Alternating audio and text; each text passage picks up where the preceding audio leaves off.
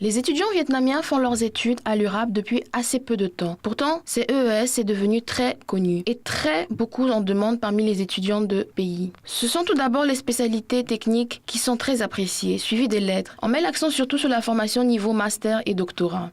Nos étudiants sont très dociles, disciplinés et studieux. Et d'après ce que je sais, les étudiants de l'URAP et d'autres EES de Moscou sont toujours ravis d'accueillir nos étudiants.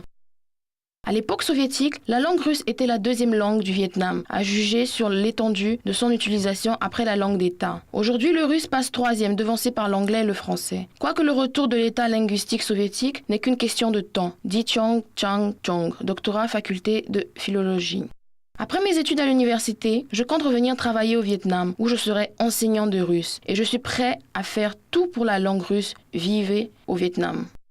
Chong Chang et ses collègues ont soutenu leur thèse niveau PhD, étant inscrits à la chaire de linguistique russe et générale de la faculté de philologie. Le sujet de la recherche est assez compliqué. Langage conventionnel, des jeunes d'origine russe au Vietnam, le texte humoristique russe dans le contexte de la traduction linguistique au Vietnam. Cette recherche est vraiment indispensable. Il est à noter aussi qu'en 2014, les étudiants vietnamiens ont eu beaucoup de quotas formation dans le US russe. Rentrés à la maison, les diplômés de l'URAP travailleront pour le bien de leur pays d'origine.